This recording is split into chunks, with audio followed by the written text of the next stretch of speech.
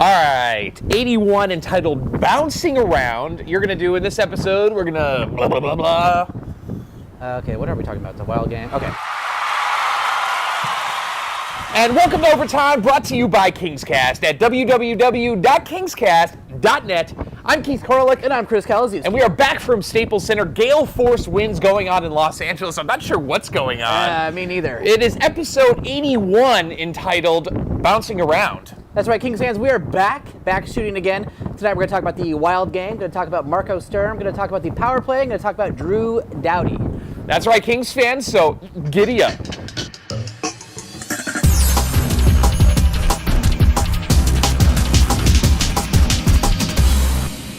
What's up, Kings fans? The Wild are in town wearing their Christmas jerseys, and Kings are looking to close off the homestand, going 4-4. I like their chances. Go Kings. All right, so Chris, last time we did this show, it's been a long time. It has been too long, Kings fans. Sorry, our bad. You know, things happen. But yeah, that said, there was a horrendous losing streak going on, which culminated in a little bit of a win streak, 3 in a row, beating Florida, which was expected, shouldn't have been that close.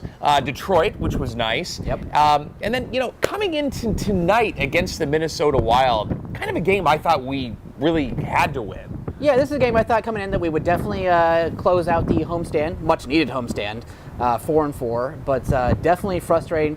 Let's talk about Jonathan Quick really quick. Jonathan Quick. Oh, God. Gave up 2 of the worst goals tonight and just straight up sloppy play. Gave up 2 easy goals. He should be credited with an assist. Oh, absolutely. This was vintage 2009 Jonathan Quick.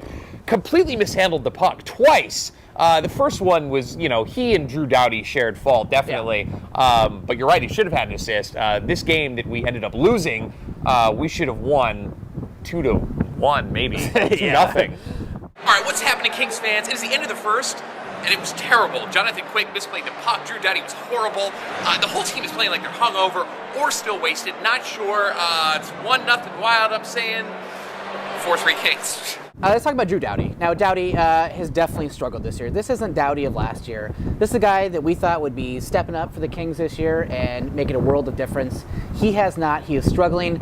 And I think it's safe to say that he has let all of the stuff that has happened in the offseason, you know, the anointing of the best defenseman in years to come around, the Norris candidate.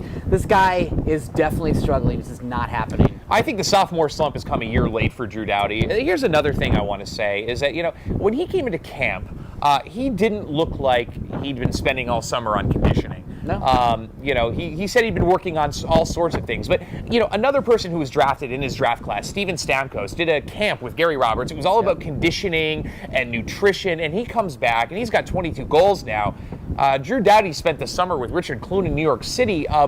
I'm not sure that I think he's relying too much on his God-given talents and not enough on hard work and perseverance. Yeah, I mean, definitely lacking in the offensive category this year, which we're counting on him on the power play, you know, and on the 5-5. And in the mental game, we talk about mental game a lot on KingsCast, but, you know, Doughty is definitely taking bad penalties. I like that he stepped up his physical game a little bit, but he seems to be taking terrible penalties. You know, what was that last week where he had 2 back-to-back penalties, totally lost the game, and tonight took another bad penalty in overtime, which proved to be the game winner for the Wild. So, yeah, we got the point, but Doughty, not looking good out there. Doughty strikes me as kind of like the party guy, and I know he just turned 21 where he can now legally drink, but look, LA's got some nice tail. I mean, you know, let's be real here. Yeah.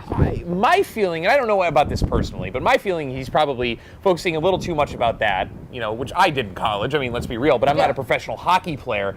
But at some point, Drew Doughty does need to wake up because we're going to be relying on him when other things break down, and he's just needed.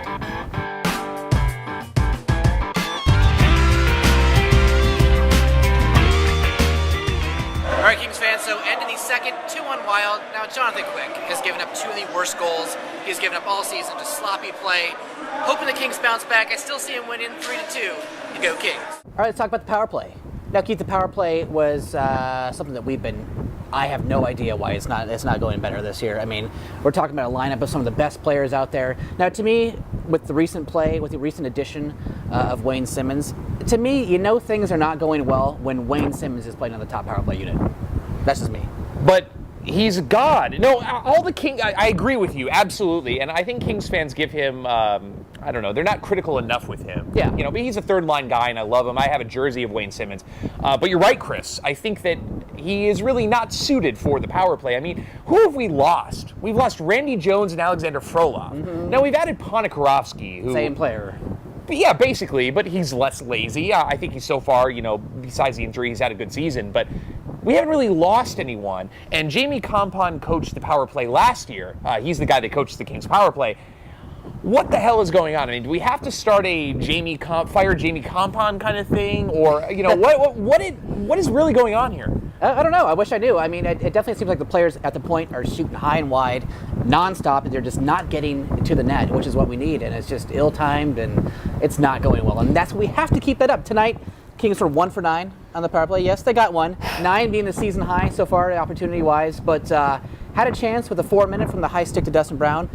They should have won the game after that. Absolutely. They should have scored a goal with 4 minutes, but it just seemed like passing. I think they need a passing clinic, the Kings. They looked sloppy tonight. Every single player was at fault. Passes were blocked, chipped out of the zone. It just was awful. Helene Elliott on Twitter tonight, Chris, said that the Kings need to focus not so much on cycling the puck down low, because teams are playing to that now, and having guys like Jack Johnson and Drew Doughty who have good shots, shoot it from the point. Why has that disappeared from the Kings power play, MO? I have no idea. Neither do I. All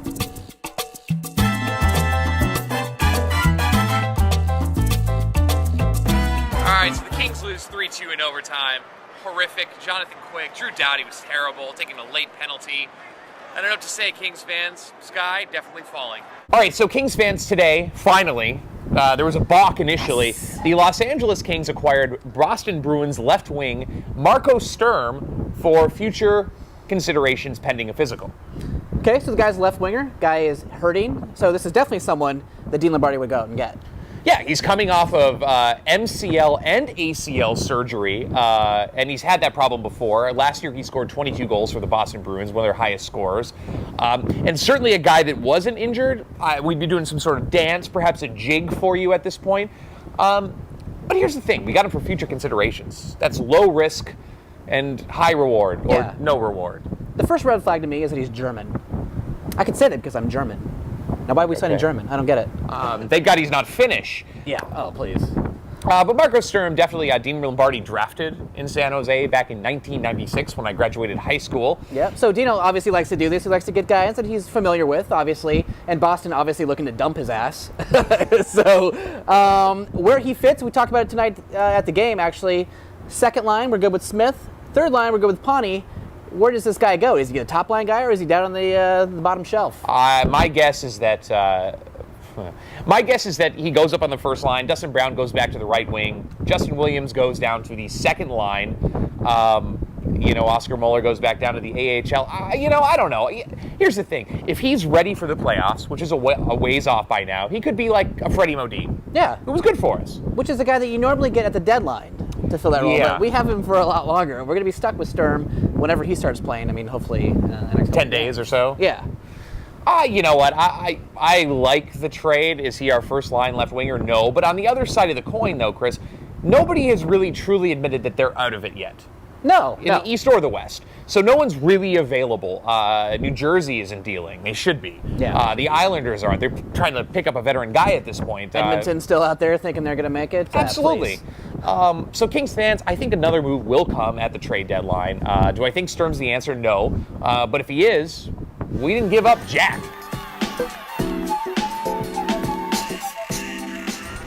All right, so Kings fans, when Ryan Smyth was honored for playing his 1,000th NHL game, the Los Angeles Kings skated in practice and then initially during the on-ice skate before the game, wearing mullets. Mm-hmm. And now the Kings have put those mullets on auction. You can bid on them. Check that out. So our question today for you is, would you bid on that mullet, those mullets, and how much would you pay for it? Leave your comments, as always, downstairs or a video response. Kings fans, so we are hitting the road to the Midwest. Kings are on the Midwest road trip here. 5 games out there. Another true test against some very good teams. Playing Colorado, St. Louis, Chicago, Nashville, and one other team I don't remember right now. But it's going to be a big test right now. It's that time of year. Western Conference is stacked. Chicago, Detroit, those teams playing really well. Cannot lose. 10 points available. got to get 6 if you ask me. So. Oh, absolutely. All right, so we'll be right back at you with the politically correct holiday special in about a week and a half, whenever we can kind of get together. So stay tuned for that. I'm Keith Cornelick. And I'm Chris Calazuz. And thank you for watching Overtime by KingsCast.